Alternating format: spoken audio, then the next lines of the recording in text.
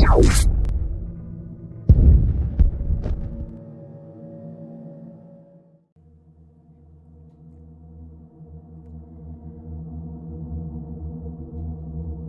all have that one ex that just grinds our gears, but mine is fairly more creepy than the average drunk texting jerk. About 3 years ago, I was in a long-distance relationship with a younger man, meaning he was only 17 at the time while I turned 19 in the relationship. His name is Peter. Peter was not a nice person, to say the least. He thought that the first impression he made on people was the only one he needed, and as such, he stopped being nice, polite, or reasonable to people after the first meeting. I was young and saw past this, thinking I could somehow change him. However, this abuse towards people around me and myself eventually became too much, and I broke off the relationship with him. The breakup went smoothly, all things considered, except he wanted me to say the words so he could play the victim. This had been a core element of our fighting, because he hinted that he wanted to break up, but instead of just saying it, he kept me on the hook and became even more abusive. I'm getting sidetracked, but the point was that I thought of the matter as resolved and entered a loving relationship with my current boyfriend shortly after this. Then came the day where Peter wanted to get his belongings back. I texted him a list of everything he had left in my apartment, and he okayed that it was everything. We also made an appointment for him to stop by my apartment around 3 p.m. the following Thursday. I have no intentions of letting him back into my home, nor being alone with him, since he suddenly seems to have many mood swings after seeing me in another relationship.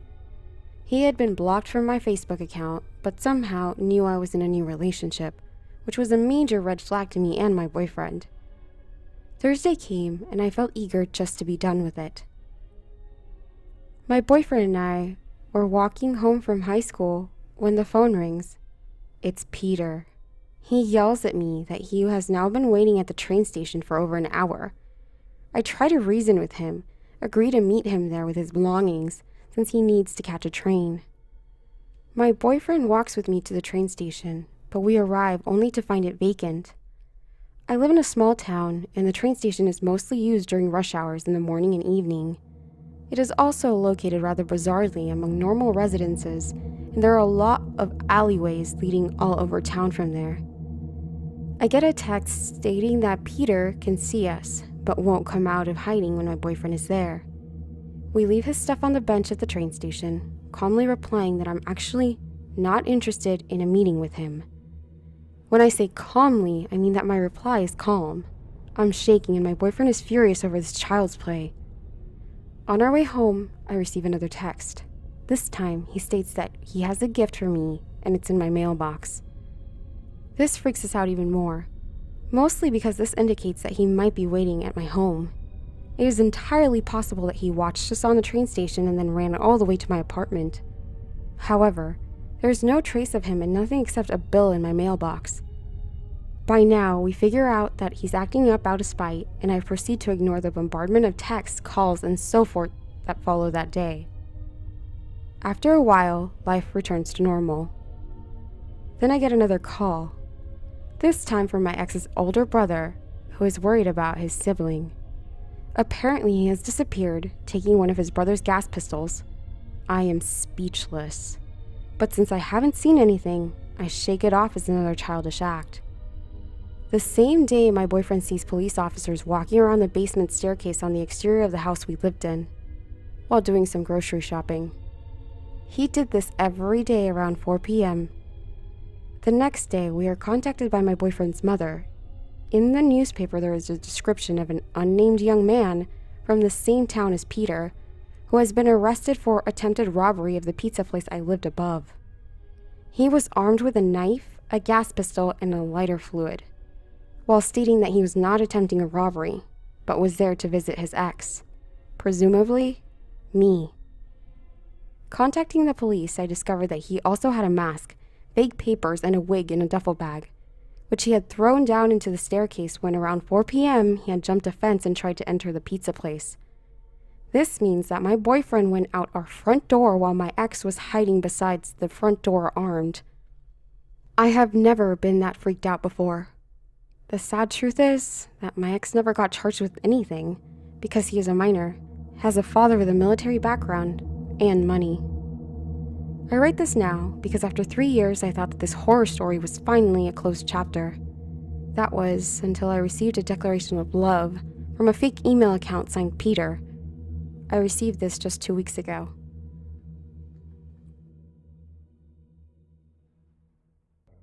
Back in 2013, I was freshly single and new in town, so I made a profile on Plenty of Fish, a site and mobile app dating service. I used it primarily for coffee dates, but after that, I started making friends. I got a little more comfortable with the idea of going out at night. I typically employed the buddy system and really never had a problem with any weirdos in person. I had been talking to this guy Dave for about a week before we made our first plans to go out. I had invited a female coworker along, and he said that was no problem. He'd bring a friend also. However, at the last minute he said his friend was feeling anxious and couldn't be persuaded to go. I assured him my coworker wasn't looking for a date, but he, understandably, at the time, declined so as not to make things awkward for anyone. Without much thought, my coworker and I still went to the bar Dave had suggested. It was a popular place. Sue me. I chatted with Dave for a bit more through the app before I gave him my number. It seemed harmless. Now that he had my number, I felt strange that we hadn't actually met, so I suggested a coffee date. He bailed on plans twice, but continued to text me all the time. I thought nothing of it yet. Then I started getting texts from him at all hours of the night. Whenever I called, he would reply with a text. It just started to give me a weird vibe. At worst, I thought maybe he was an unstable drug addict. So I gradually stopped chatting with him as much. After all, there were other guys more able and willing to take me out, which is what I had signed up for. He caught on that he was losing my interest and asked rather boldly if I had met someone else. Not wanting to lead him on, I confirmed that I was playing the field and that I did not feel a connection with him anymore. With that sociopath, my approach wouldn't have mattered. He would have turned on me regardless. He called me a slut, said I was giving my time to the wrong guys, and accused me of only dating pretty boys. That was my aha moment. All his pictures on Plenty of Fish were of a really decent-looking guy who dressed well and clearly styled his hair. A pretty boy, yeah? I had been so quick to try to get out on the town that I had never asked for a Skype date or a picture for my contacts. Dave was catfishing me. I ignored his tantrum because you can't really defend yourself against people like Dave. I stopped talking to him for good that day, but he wasn't done with me. Every day he would text me as though we were still conversing normally, all one-sided things about new books he was reading or restaurants he was trying. After I realized he was not going to quit whatever you call this, I added his number to the blocked list and thought that that would be the end of it. Nope. A few months later, I start getting texts from a new number.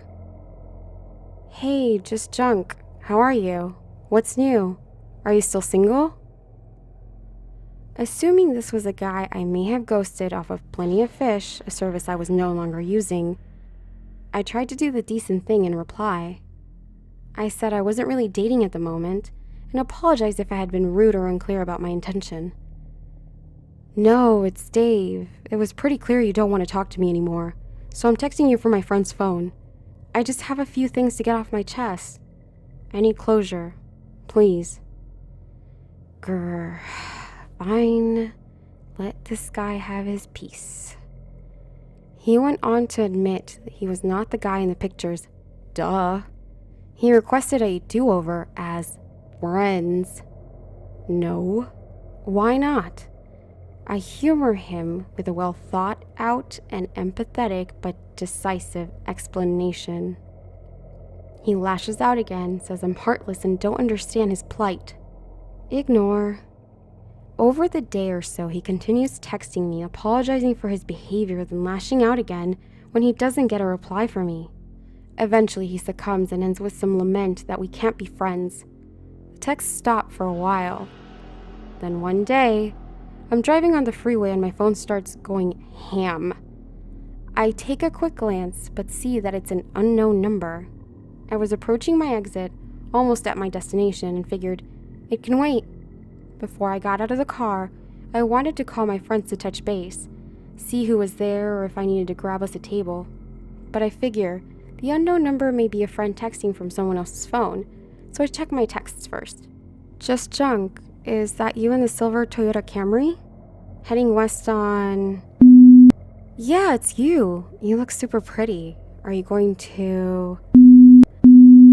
Yeah, you are. I was hoping it was a practical joke, but didn't want to take the chance. I call up the friend who lives the closest, and sure enough, she's already inside. The rest of the night goes off without a hitch, but I stayed the night at her place to be safe. I get brave while I'm at her place and decide to text the number back. Who is this? Dave. Now I was pissed. I called him, but as per usual, he didn't answer. I then proceeded to barrage him with novels of texts telling him how wildly inappropriate he's being. Threatened to call the cops and demand he leave me alone. Once I had said all I could, he congratulated me for clearing the slate and proposed that we be friends again. I tell him to fuck off. Then, nothing. The Dave days spanned about a year. I blocked his number, his friend's number, and the new number that had texted me from, while essentially stalking me. He never left me notes at my car or at my home, so I truly forgot about him and never saw a need to change my number. It's now 2015, and guess who's turned up texting me again? Creepy, plenty of fish Dave, I don't know who you are, and I don't care to know. Let's not meet. Edit. He apparently found me on Facebook back in 2014 and spent a few weeks trying to get a hold of me there. Luckily, all of his messages were being sent to the other inbox, so I'm just now finding out. But I guess he's deleted his profile because the messages are from Facebook user.